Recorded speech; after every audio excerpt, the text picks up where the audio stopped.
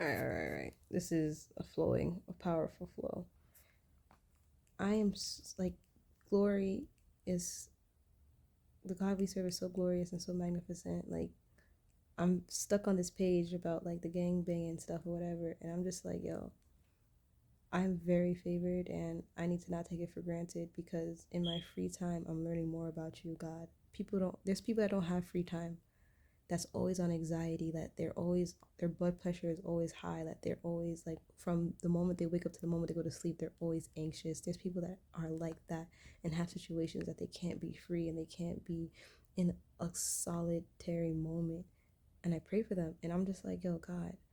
And then there's people that can't be by themselves, that need to have like a supervisor, I don't know what the word is, but need surveillance to be near them because they do wicked things. And it's like, yo, I'm able to be here by myself, read a book, choose to read a book, choose to learn about you, God. And it's just like, yo, that's how favored I am by your mercy, Lord. And it's like, yo, I'm learning too that I'm able to read.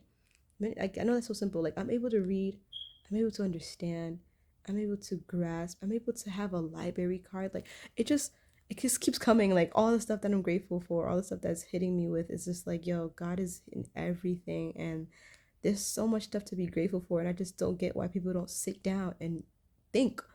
Like, you can't run out of stuff to be grateful for. I'm even grateful for the furniture I'm in to even lay down and read.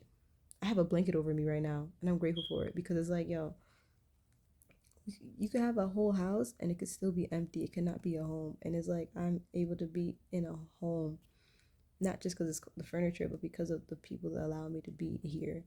I don't know. I'm not even trying to stretch it, yo. It's just like, there's so much things here. I'm able to look at myself and not get traumatized on the things that I've been through. Like, I can imagine people looking at themselves in a mirror and being remembered what they've been through or the trauma and get triggers. Like, I don't have any triggers, bro. Like, I'm that blessed. I'm thinking about people in gangs or whatever have PTSD, have all these things that to remember. And many times when you are saved, your past does show up. And it's like, I pray over those people that got saved in the gangs and that they turned their life to Christ. And sometimes the enemy try to push their past onto them. And it's like, yo, most of the things that I've done is nothing greater than this, but it's still the fact that, like, yo, God has kept us pure, and many people have to go through certain things to strengthen them, to show a bigger purpose, to show God's glory. And it's just like, yo, God's glory for me was a different story, and it's okay. But it just shows how grateful I am. Like, I don't have anything that's holding me back. I don't have things that's holding other people back. Because I can think about it too. Like, you are saved now as a gang member, right?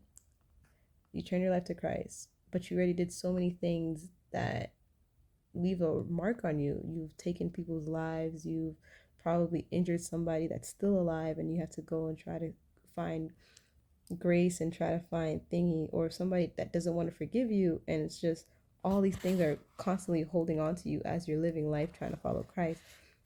And I recommend those people that really stay strong in those moments, because I'm just like, yo, I'm thinking about it, like, I'm really favored, and it came a long way to get here for me to be comfortable in my own presence with the glory of God next to me. But it's just like, yo, there are some families and children that are told to do crime at a young age. And that's why I say, like, it's very important to raise up your kids well and train up your kids to love Christ. Because to know that your kid is praying over you, to know your kid is doing things that is of the Lord instead of of the world, you realize how much of a change it has. Because these kids was reckless. And it's like, I can't speak for them. I can't speak for me either, because it's just the Lord made things uninterested, like uninterested for me. Like, I couldn't find certain things interesting. I couldn't go and join just anybody. It just wasn't interesting. So I was protected in that way. But there's some people that's just born in it. And I keep coming back to how people are born in it and not given the free will and choice to get out of it, or they don't know how to work with themselves because of the family that they're raised in never dealt with themselves. And so simple stuff like lonesomeness is too much to bear for people, and they go wicked. And it's like, I can feel probably alone but never lonely because I know God.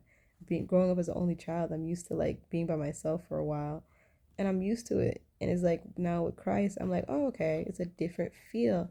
It's with purpose. I don't know, y'all.